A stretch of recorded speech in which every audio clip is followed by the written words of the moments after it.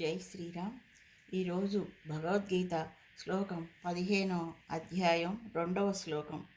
అధశ్చోర్ధ్వం ప్రసృతాస్తస్య శాఖాః గుణప్రవృద్ధా విషయప్రవాలాః అధశ్చ మూలాన్యనుసంతతాని కర్మానుబంధీని మనుష్యలోకే.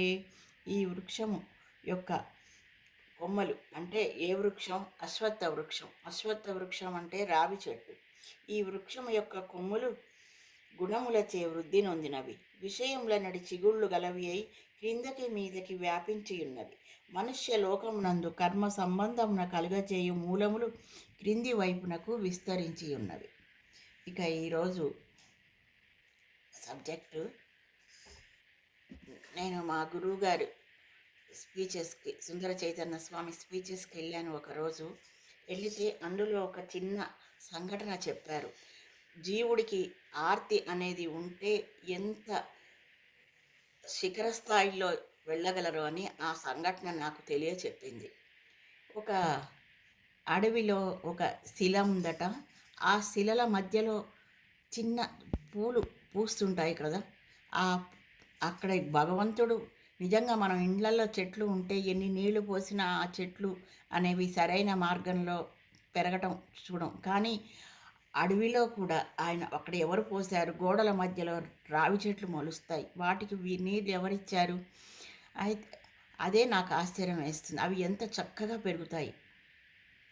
ఆ రాళ్ల మధ్యలో ఒక పూలు పూస్తాయి కదా. ఆ పూలుని కొంతమంది తీసుకెళ్ళి భగవదారాధనకు ఉపయోగించేవాళ్ళట.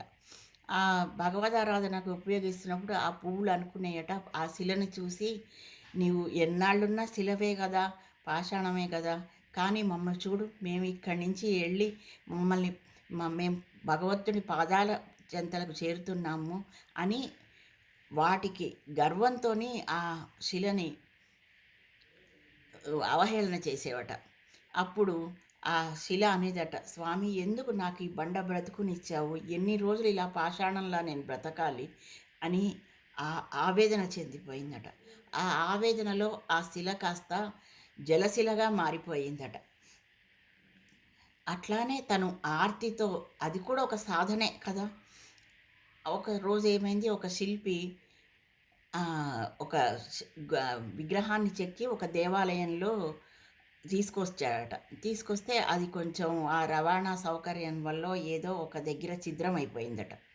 సమయం లేదు, ఆలయంలో విగ్రహ ప్రతిష్ఠ సమయం ఆసన్నమవుతుందట. ఎలా అని చింతతోని ఆయన బయట తిరుగుతూ అలా ఆ అడవిలో కొండల మధ్యకు వచ్చాట. ఆ శిలకు తెలుస్తుంది కదా ఏ రాయి ఎలాంటి వాటికి పనికి వస్తుందో అని. ఈ ఆర్తితో ఉన్న పాషాణం ఆ శిల్పి కళ్ళపడిందట. వెంబడే ఆ శిల్పాన్ని, ఆ శిలని భగవంతుడి విగ్రహంగా మలిచి తీసుకెళ్తే అది విగ్రహ ప్రతిష్ఠ జరిగిందట. ఆ విగ్రహ ప్రతిష్ఠ అయిన తర్వాత, భగవత్ స్వరూపమే కదా విగ్రహం, ఆ ప్రాణ ప్రతిష్ఠ జరిగిన తర్వాత అయితే ఈ పువ్వు కూడా మళ్ళీ ఆ భగవంతుడి పాదాల దగ్గరికి వెళ్ళిందట. ఇప్పుడు ఏమైంది? భగవంతుడిలో చేరుతున్నాను అని గర్వంతో విర్రవీగిన ఆ పుష్పం ఆ పరమాత్మ రూపంలో ఉన్న శిల దగ్గరికి చేరిందట. అంటే ఆయన అక్కడ పాదార విందాలకి చేరింది. నిజంగా ఈ భావన ఎంతది! ఏ మనిషికైనా అహంకారం అనేది ఉండకూడదు.